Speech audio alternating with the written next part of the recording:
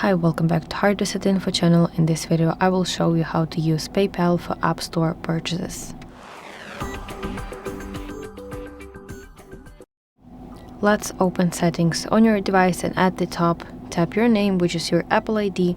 Now let's select section Payment and Shipping. Now sometimes your iPhone may ask you to log in to your Apple ID account, and now let's select Add Payment Method. And here finally you can enter all information about your PayPal card. You can enter its number, expiration date, and also CVV code. And please make sure to enter correctly your billing address.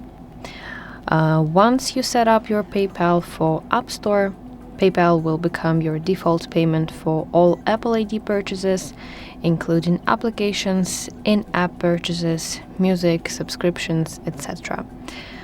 So that's it. Thank you for watching. If you find this video helpful, please like it and subscribe to our channel to see more content like this.